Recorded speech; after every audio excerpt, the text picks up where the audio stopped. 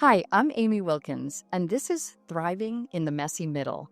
This podcast is where women leaders come to find clarity in the chaos, to reconnect with what matters most, and to learn to thrive even when things feel messy. In these episodes, I sit down with remarkable women leaders who share their wisdom, their stories, and those juicy lessons they learned along the way. Together, we explore mindset shifts that can help you navigate your messy middle moments with more clarity, alignment, and with confidence. I want you to think of it as your weekly reset and power up. This is your reminder that thriving isn't about perfection. It's about growth that feels good.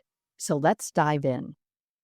Welcome back to Thriving in the Messy Middle. Today's guest is someone who brings heart, color, and clarity to every single room she enters.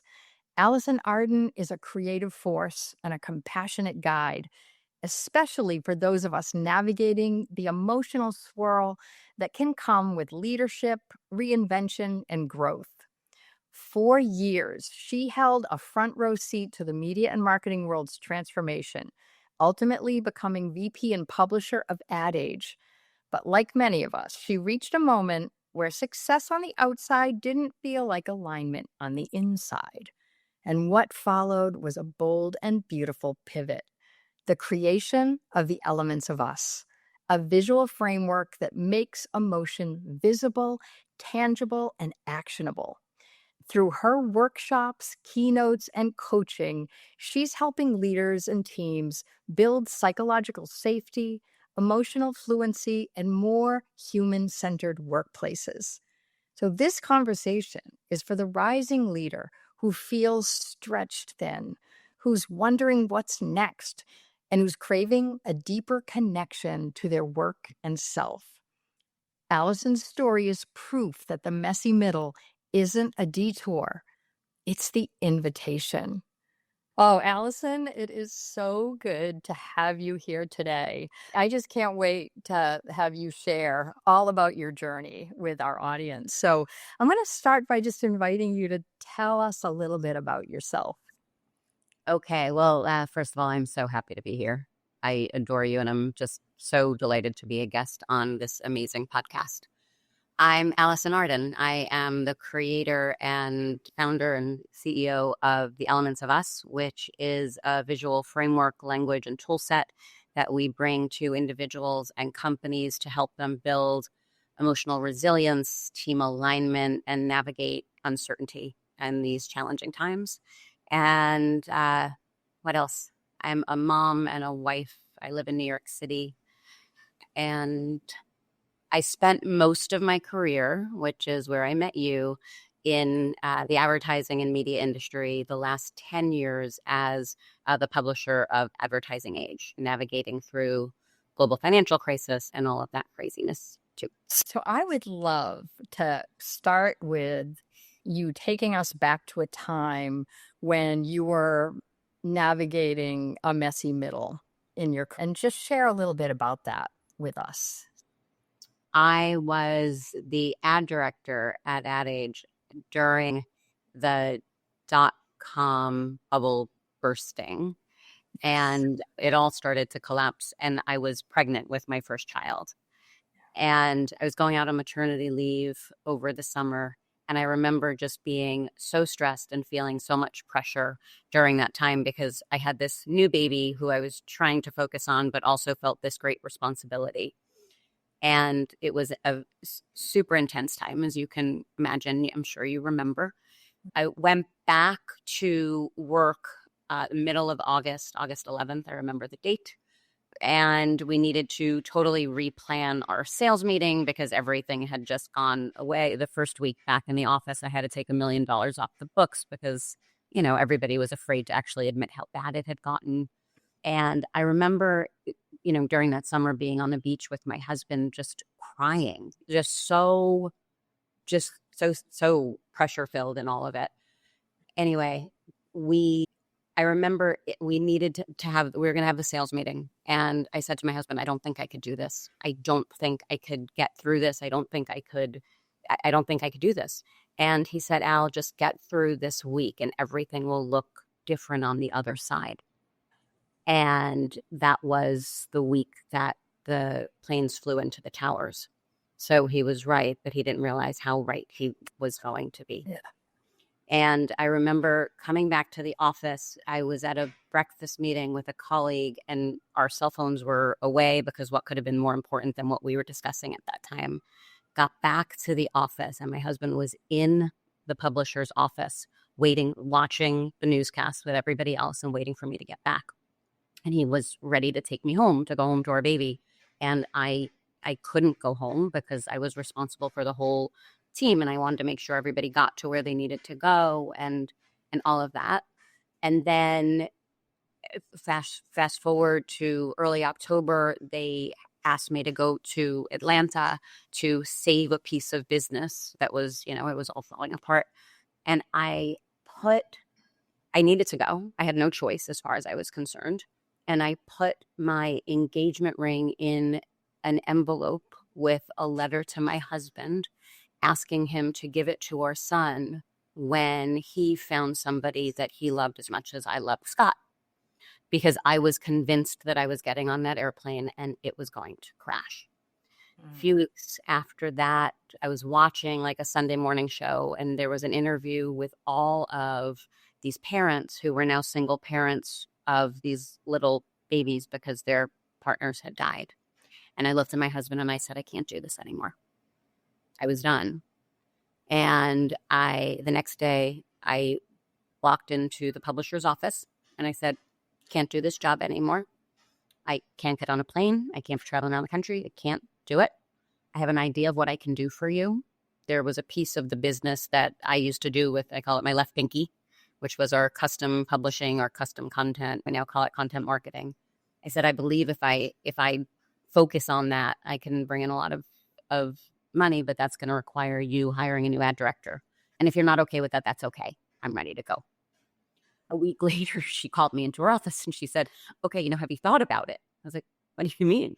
There's nothing for me to think about, right? I became so clear in that moment about what was going to be right for me. And prior to that, I would say prior to going out on maternity leave, I was not at all. I felt so stuck in what I was doing and so stuck in that role, and like I had no choice. And then after, there was no other choice but to make sure I was living my life in a way that made sense for me and my family. Yeah. So that's a big one, right? To get that kind of a moment. And I'm just curious how that moment informed other messy moments, because there aren't just one. And I want to make sure our audience knows that we go through these more than once. So if we fast forward, right, that was 2001. In the end of 2007, 2008, I was asked to be publisher of Advertising Age. And I had told everybody in my life, my best friend from childhood, Rance Crane, who was the owner of the company, that I didn't want to be publisher of Ad Age. And there they were offering me the job, and there I was ready to take it. But I had to really work through this, like, I don't want to do it. I don't, this is not my job, that whole thing. And ultimately what it was really about me having to work through, how do I do this job as me, right? Nobody who had looked like me, young mom, 2 kids, the whole thing, had ever done that job in that way. Right. And then the global financial crisis hit, right? So there we were with another crisis. And what I learned from going through 9/11 in the way I did allowed me almost 10 years later to navigate that in a much better way, in a much more creative way, and also put me in a position of realizing like we would be okay on the other side, but also made me a bit of an observer to how other people were navigating that change and that crisis and all of it. And what I realized was that everybody has to deal with the emotion of these times, right? During 9/11, I was so focused on me and my family. I had a different purview when I was sitting in that seat during the global financial crisis. And my insight at that time, what that time taught me, was that emotion was everywhere, but because it's invisible, you can really pretend that it's not there. And we've all gotten really good at pretending that we're not feeling a certain way when we're feeling that. And I realized at that time that if I could help make emotion visible and make it easier to talk about and act upon, I could help a lot of people and ultimately help a lot of companies, but really help a lot of people. And that was the insight that led me to creating the Elements of Us, which is what I do now. To the point of the messy middle, like I, I believe when you have to work through those times. And when you do, if you're lucky, you get through them. And there's so much joy and so much goodness on the other side and so much learning and growing, but going through it is really challenging. Yeah, and I think you just said it, right? Yeah, nobody can go through it for you, right? Everybody's got to go through their own messy middle, and maybe more than once. And, there are times when it actually benefits us to reflect back and see, oh, wow, something really good came of that. Right. And so this is a perfect example of that, when you created the Elements of Us, which, of course, I get to work with you often, which I'm so grateful for, having brought you in, having brought you in to share it with my team, but also now using your framework when I coach my clients and having them just really react and respond to, the results that they get. So it's such an honor that I get to do that with you. Right back at you. And it's so fun it was amazing to watch your team. And that was early days, and you trusted me with your team. And I felt so grateful for that, and getting to facilitate with you now and have you use the tools for coaching is fantastic. And I love when you text me, you're like, you don't know what happened this time. And it's amazing. Well, it is. It's important to share the good news, right?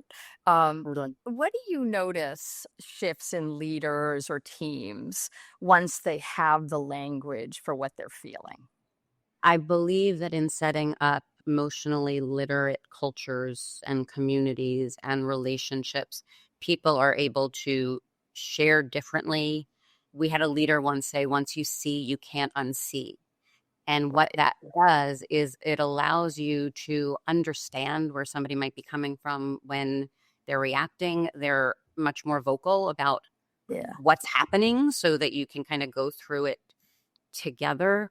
And it's also easier to understand how to motivate somebody and what's going to drive them and what's going to help them to be at their best, to live at their best when they know they have that open ear, open conversation, and they're not afraid to say what they're feeling. What's really there. Yeah. What's really there. That's exactly right. Yeah, that's so good. I'm just wondering, like, how you help people pause long enough so that they can even start. Part of that is the reflection, the understanding, and the ability to have that self-awareness, to take a moment to check in with yourself, to say, where am I right now and what do I need, right? And being able to answer that question, either how am I approaching this and how can I approach this differently, or like, what do I need? Before I got on this podcast, I went and meditated for 20 minutes because we're getting late in the day and my energy was down. And so how can I show up at my best for what it is we're going to do right now? And when you ask people to do that and have them realize the tools they have to do that and understand that in every moment we do have that choice, then, that's a gift because people can make different choices. But I think the other part of that is giving yourself the grace to step away when you need to, right? Like, we're all going all the time. And what the research tells us is that if we're working for more than 55 hours, there's the law of diminishing returns. And so stepping away to re-energize and do something that fuels you or fills your cup just helps you be better. And giving yourself permission to do that makes you better for yourself and everybody around you. Yeah. What is it that you wish every leader would do? Oh, that's a good question. Pause, right? Just take a moment, ask the question, how are you doing? Having that moment of humanity, I think, helps a lot of people. Yeah. right? Finding that human connection. What we know is that we're living in a mental health crisis and we're living in a loneliness epidemic, and we can sit shoulder to shoulder with somebody and feel so alone. And we don't want that for anybody. We shouldn't want that for anybody.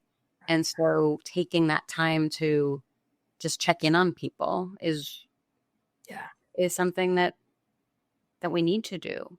Yeah. Right? We're living in such a divisive time right now, but if we can learn how to hear each other's point of view and just take that time, we'll be in a better place.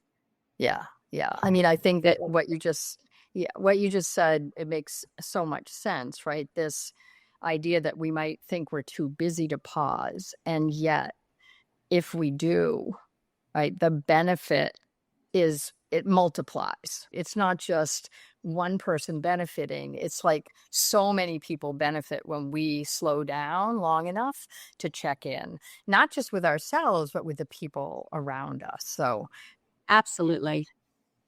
you are someone that is so connected to your purpose. And, it is definitely one of the things that I hear so many people ask me, like, I need to find my purpose, or I don't know, or maybe I know what it is, but I'm too afraid to go for it. I think it would be, you've shared a little bit, right, about this, but it would be great if there's anything else that you want to expand upon when you think about your journey to living your purpose. Yeah, as you know, when I stepped into the publisher role, that was not my job as far as I was concerned. Yeah. I took the job, but I made a commitment to myself that if this wasn't what I was meant to be doing, I needed to figure out what that was.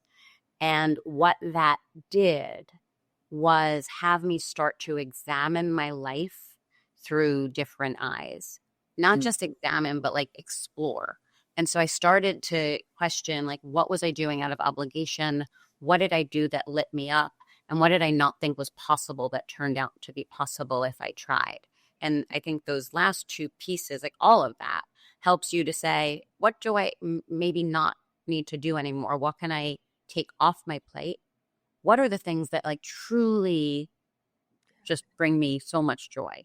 And to your point of like, here's my purpose, but I don't think that's going to happen. Well, you don't know unless you start taking the steps towards it, right? So when it seems so big and overwhelming, you don't know where to go with it.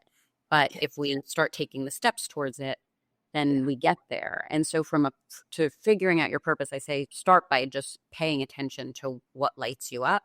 But if you think about what me asking myself that question was the first step in moving myself towards having the experience in the global financial crisis, having this idea of, if I could make the subject of emotion visible, what does that even mean? And when started digging into the research, doing all that, started playing.